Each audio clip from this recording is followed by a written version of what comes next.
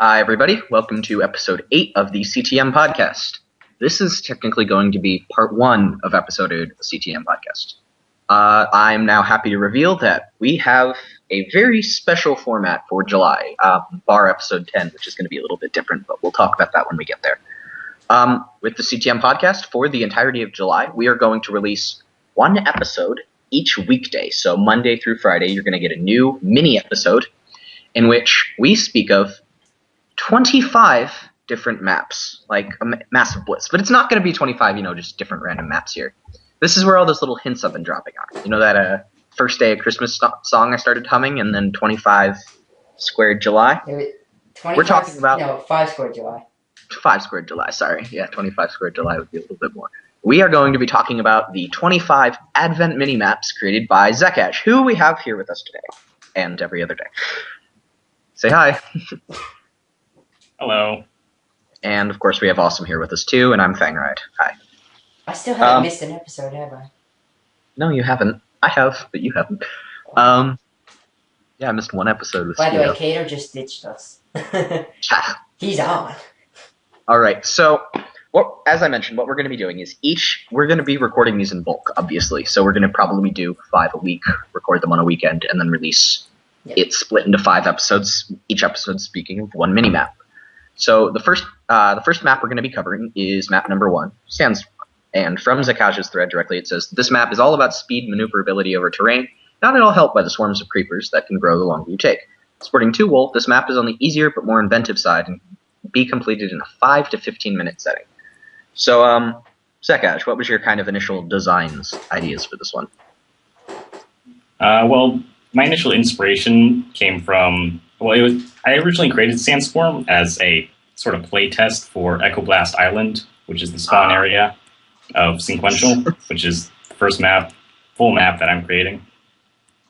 So if you've seen the teaser picture of that, you can kind of see where that comes from. Yes, indeed.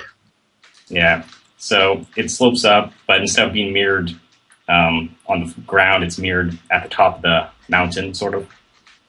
Yeah. So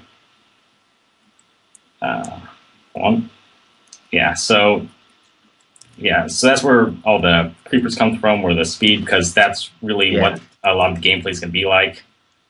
And the path that I sort of created, that I intended the player to take, was first just going up to the center, because that's the most prominent landmark on the map, just right in the center.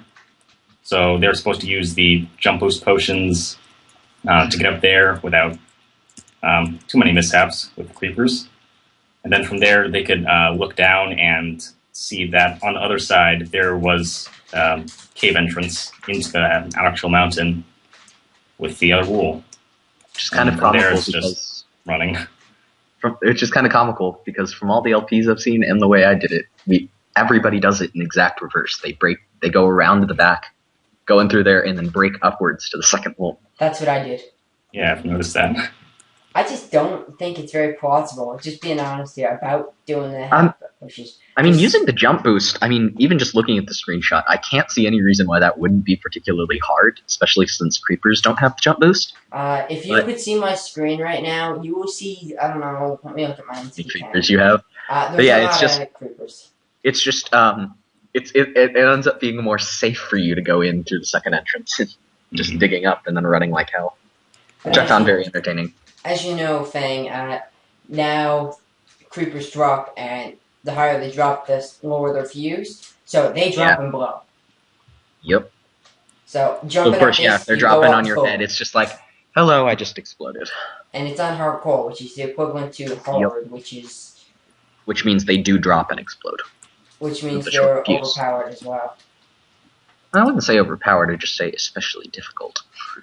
Well, they're overpowered in this map, I would say. Perhaps. I quite like the map's dynamic right now, but of course could end up using some rebalancing some point in the future. Yep. I feel Obviously, this was the first one I played because I was playing these back when they first came out. Took me a couple of tries, and then I read a couple smartass solutions on the thread and kind of went for them. Not a bad idea. Not much to say about this one. It is pretty short and pretty small. Mm-hmm. Yeah, I have to agree, but it's very. I could see a new player having very much trouble in rage quitting on this. Well, of course, it's Zero Mercy. Hello, I'm completely new to the CTM genre. I'm going to try the hardest mini-maps available. Let's go. Actually, since we're on that topic, what was your first map, Tang, that you played?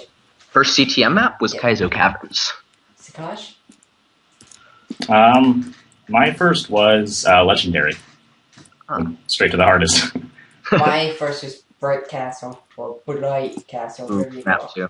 Yeah, I was introduced to the CCM genre when I saw the Yogg's cast failing miserably at Canopy Carnage. That's So I right. went onto the thread, and Kaizo Cavern actually caught my eye more than Canopy Carnage, so I played through that and then tried Carnage, but this was back when there was a massive glitch on the gold armor that he gave you at the monument, and that it made you completely invincible and would never break. So I never actually finished Canopy Carnage. Okay. Is that all for this map? Or? All right, we will talk to you guys again tomorrow, and I'll talk to you and, Xekaj. well, you guys, literally, in about 2 a seconds. minute. Yeah, so keep an eye out for episode 8, part 2 tomorrow, and hope you enjoyed. See you. So yeah. All right.